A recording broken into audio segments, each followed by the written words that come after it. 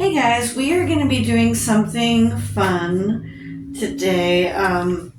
We recently had the idea, since we're both writers, that we would try to interview each other on our books. So I have written down a series of questions to ask Hunter about Surviving Winterland. And yeah, let's get to it. Okay. Babe, first question is, why did you start writing? I've been writing for a long time, and I've always liked that. It's a long time. Like as long as I can remember, really, I've always enjoyed just like writing, just anything out. I guess I really started writing in middle school, high school. Um, I took the poetry, and okay, I'll cut to this, I guess. In high school, I took a creative writing class, and I've always thought that I was good at writing poetry and stuff like that, but I ended up basically acing the class, and I thought it was easy enough. I mean, I have fun doing it or whatever, but despite how easy it was and all that, like what really got me was after I was done with the class, one of my sister's friends caught me in the hallway in high school and asked me. She pointed out, she was like, "Hey, like you were in Mrs. Fournier's class, right?" And I was like, "Yeah." She's like she won't stop talking about you, and I was just like, "What? Like seriously?" And like I don't know, like a compliment to your face is one thing, but when someone's saying like good things about you behind your back, like that told me that like I was good at it, and so I kind of just remembered that, and I still have just about I have everything that I wrote in that class like still like in a folder, and I always enjoyed doing it, but I never considered doing it like professionally or anything for at least for a long time. Yeah. Yeah. How would you describe your writing style? I'm not an avid reader, so like I don't know stylistically like what you would call most people.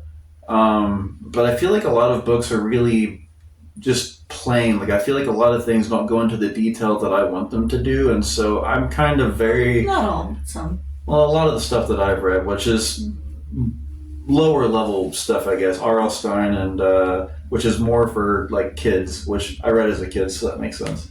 Really quick reads that just kind of gloss over details, and I do a lot of things that like authors don't do, like the way I accent words and just phrases and stuff like that, which I've been told by at least one person that is bad writing, that good writing shouldn't need that, but I disagree. I want my writing... Yeah, well, yeah, Joel, like just... To me, it makes it like pop out, like, because, I don't know, like, for me, when I'm reading, like, I have that inner monologue, and I'm like hearing it all in my head the way that the characters would see it. So if a word is like accented and it's supposed to be like stick out more, I appreciate that. Yeah, like that's the intended way that I want the characters to speak or whatever, and so I notate it that way. Like I write like I talk, which if you talk to me online, like I go the extra mile to make the words the way that I would say them like in real life, and like it's kind of animated, and so that's how I write, which is funny because I write very intense scenes, but I'm also like I try to put like emotion in it, like I don't know, like lightheartedness, like I don't know, like what you would like. I don't know if there's a word for it, but that's what I do. What's something you want your readers to take from your books? I want people to read my books and feel like they've read something different. I don't want people to read my books and just be like, oh, like it was another book. Like I want it to stand out, like in some way, like be like, oh, like this person did this differently, like that, like made an impression. That's why I write differently, I guess, if you can call it that. I don't know, like I want people to remember it. I want them to think about the characters and the stuff after the fact and just enjoy that. Yeah. Okay. Yeah. If you could cast any actor to play any of your characters in a TV or film adaptation, who would you pick and why? The main character, Joy, is like the main antagonist from this. And like when I was like. Aubrey Plaza? Of. Huh? Of Plaza? That's what it says. That's what I think. Of my Plaza? Is that Aubrey Plaza?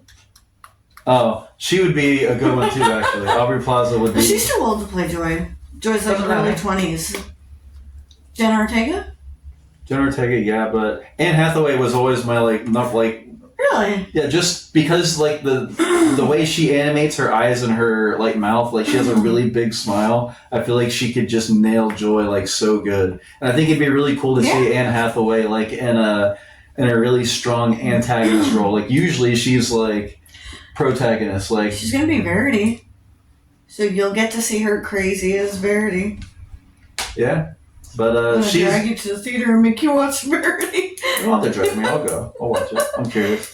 But no, she was always my first choice for that. But Aubrey Plaza would be a really good choice too, because she'd be good at like the, I don't know, the creepiness, like the, yeah, she can sell it really well. I can see it. Yeah. What's something you did while writing Surviving Winterland that you won't do for future projects? Let your sister edit it? No. I think I can't say that. She did a really good job. Like she took 13 months to edit this, which is insane. And like the whole time I was like what am I supposed to be doing? And I just sat around waiting on it. And like I can't say I would never have her do it again, but if I did ask her to do something like this again, I would one, entice her with more money so that she maybe goes quicker. But also, I want to do something else on the side while I'm like waiting, because I read once that I read this a few times. Some authors will write a draft, they'll send it to their editor, and then they will start working on something else. And like that's what I should have been doing. That's probably what Freida McFadden does to like always be pumping out a new book.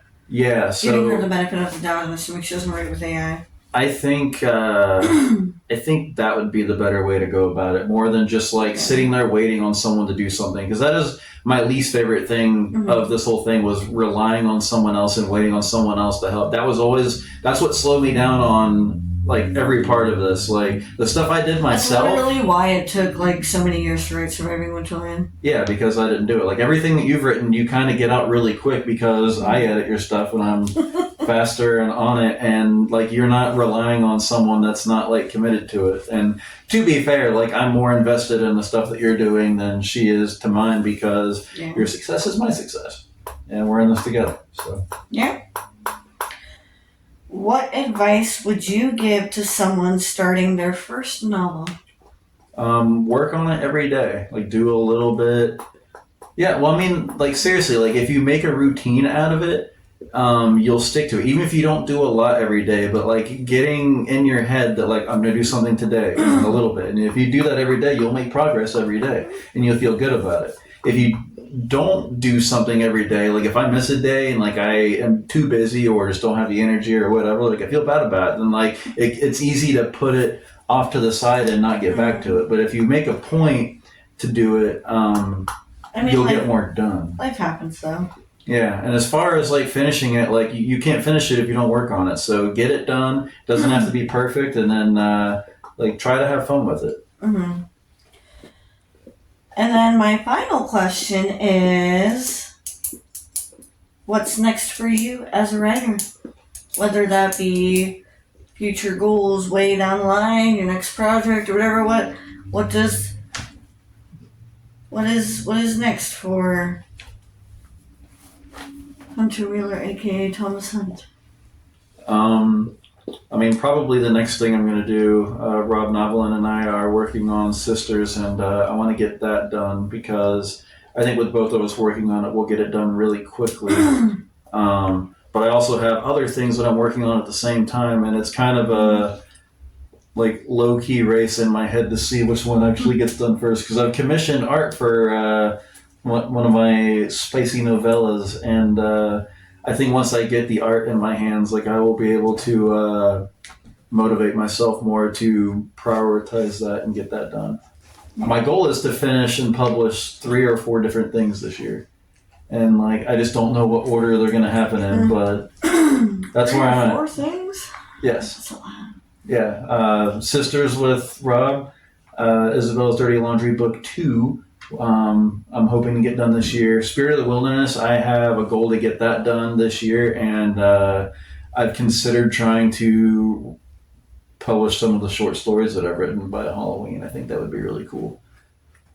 All right. So that's where I'm at with that. That is all my questions, and that concludes interview number 1. Number 1. Now you I like gotta that. think of what you're gonna ask me. I got a lot of things I'd like to ask you.